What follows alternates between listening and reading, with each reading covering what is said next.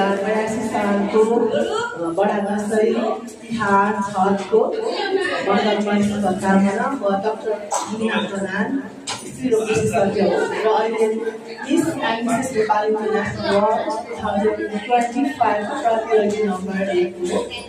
आज मलाई के बोल्न मन लाग्यो प्लान थिएन, यहाँ धेरै महिलाहरू भएको कारणले गर्दाखेरि चाहिँ शुभकामनाका साथ महिलाहरूको स्वास्थ्य सम्बन्धी केही कुरा भन्न गइरहेको छु। हाम्रो विहार मात्र राम्रो भएर हुँदैन, हाम्रो बाहिर पहिरन मात्र राम्रो भएर पनि हुँदैन। हाम्रो पाठेघर स्वयंको घर जस्तो हामी सन्तानलाई जन्म दिएर आमा बनेका छौँ भने हामी आमाको गर्भमा बसेर यो संसार देख्ने मौका पाएका छौँ। त्यो पाठेघर हजुरले चाख्नु भएको छ कि छैन, होइन? त्यो एकदम इम्पोर्टेन्ट कुरा छ। मुहार त राम्रो हुन्छ, बाहिरी संसारले देख्नुहुन्छ, तर भित्री संसार भनेको पाठेघरको मुख, त्यो मुखमा भएको घाउ, त्यो सङ्क्रमणलाई हामीले जित्नु नै देवी हो क्या।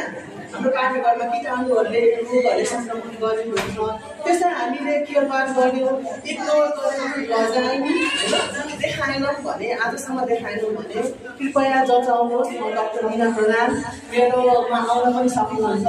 म हजुरको रोगलाई निर्मूल गर्ने एउटा माध्यम बन्नेछु र हजुरको पारिवारिक जीवनमा क्यान्सर लागेर कोही आमा दिदी बहिनी नमरुन् भन्ने एउटा कामनाका साथ पनि म उभिएकी छु, होइन?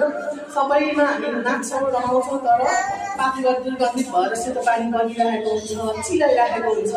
यसले गर्दा हस्बेन्डसँग पनि हामी दूर भइरहेको हुन्छ क्या। उहाँलाई कस्तो दुर्गन्धित, म त बस्दिनँ भन्ने हुन्छ, होइन? उहाँले अरूतिर आकर्षित गर्नु सक्नुहुन्छ, फ्यामिली रिलेसनसिपलाई पनि बर्बाद गर्छ।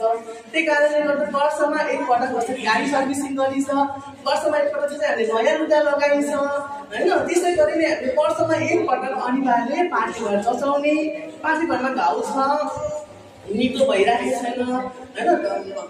ठाउँमा गइरहेको छ, ठाउँमा डक्टरले देखाउनु भएको छ र पनि समाधान भइरहेको छैन। I'm here to eradicate, होइन? निर्मूल नै हुन्छ र स्वस्थ पाठेघर, सुन्दर घर, त्यही सन्देशका साथ आएको छु। धन्यवाद। हाम्रो मीना म्यामलाई यति राम्रो जानकारी दिनुभयो।